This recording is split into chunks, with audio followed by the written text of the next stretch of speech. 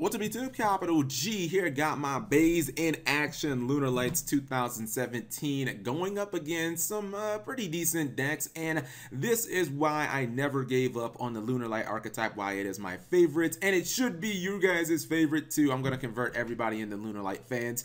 Even if the deck isn't all that, it's still very fun to play. So I believe in this duel, the player at the top who is playing an invoked version of Zodiac, he's going to basically get everything that he wants. And by the way, this version of Lunalights, we are playing pure Lunalights, guys. No Zodiac, none of that crap. We ain't got no rapiers up in here. It is pure Lunalights. I think I do have to start putting Forbidden Chalice into my build. I just lost a little bit of interest in Lunalights because it seems like we're never going to get Kaleido Chick, and she is so important. And I don't want anybody saying that this guy bricked, because you see he opened up with the Fusion Substitute combo. He has the Trident. He's going to get the draw card with the Augusto Emerald.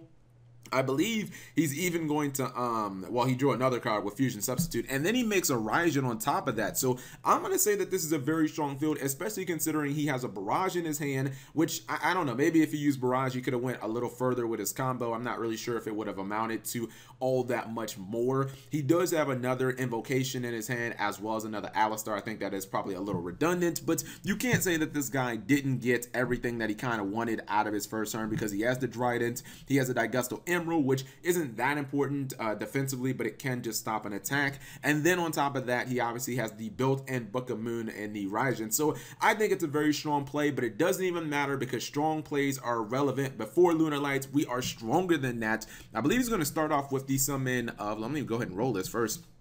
Yeah, he started off with Kaleido Chick, which is the most important card. He kind of, to me, I think he wasted his Raijin, and then he's actually going to use Polymerization. He does use the, what's it called? I think it was pretty smart of him to try and use Trident, try to go ahead and pop the Cat Dancer, but doesn't matter because Forbidden Chalice just comes down and negates the Trident, and he's going to play Tiger. He's going to Monster Reborn his copy of Kaleido Chick, then he goes into Panther Dancer, and then he's actually going to special summon the Blue Cat, and that's actually going to double the attack of the Panther Dancer, which is really powerful now. And if you guys know about Panther Dancer, she's actually a card that is pretty much she can be as prolific as Leo Dancer, not quite as much, but the thing about her is she can attack every single monster on your opponent's side of the field, and her effect says that you can actually make you can make every monster on your opponent's side of the field not die in battle once. So it's essentially like she can attack every monster on the field twice, and that's really important because, yeah, she's like fucking 5,600 attacks. So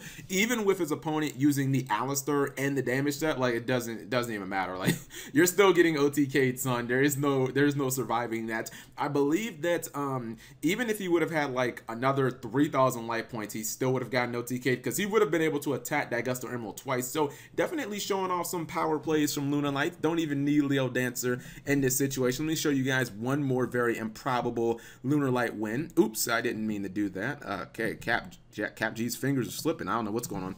So I'd honestly say that this one is even more improbable because Lunalights are going to go first in this replay, and I do not like going first with this deck pretty much at all because there's like no good power play that Lunalights have. It's not like you can make a really good stun field. You can throw a Leo Dancer out there, but if that shit just gets Kaiju, you just start crying. And honestly, he's going to use almost all of his resources summoning the Predaplant, Dragos, Dp-Ygo, and I don't know, man. I didn't really think that was a good use of resources because you only have 2 cards in your hand. This is a different build. He's actually running a couple of Predaplants, which kind of makes sense. Obviously, Predaplants have ways of searching for fusion cards. Being able to play Ultra Polymerization and Lunalights is actually pretty legitimate as well. I just don't think that this turn 1 field was very good because it would be very, very easy to get OTK'd with just a Dragos Dp-Ygo. And he's playing against Pendulum Magicians, which obviously they're getting a really big buff. So I think a lot of people are going to be playing that deck as well.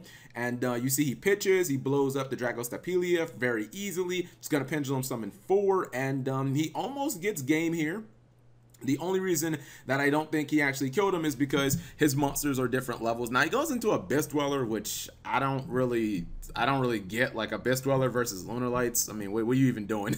Then we don't really have any graveyard effects that they're stopping, and he's actually going to go into pretty much the same exact thing. He goes into Panther Dancer. He used the Monster Reborn effect of Tiger to bring back the copy of Cat Dancer. Then he actually used the Fusion Substitute, and yeah, I think this is actually game as well. As I said said in the first video, Panther Dancer can attack every single monster on the field twice, and once you have little monsters on the field, like Panther Dancer just eats them alive because she can attack them twice, and Panther Dancer actually proves to be literally a one-card OTK in this situation. So never really sleep on Lunalights, because if you're foolish enough to put very small monsters on the board, you will basically create your own demise, because cards like Panther Dancer, which can be made very easily in the deck, even Leo Dancer with Kaleido Chick, those cards can basically just turn the duel around on its head. So just some really cool replays involving my favorite archetype. I hope you guys enjoyed. If you did, leave a comment in the comment section below. Thank you guys for watching. As always, subscribe if you have not already.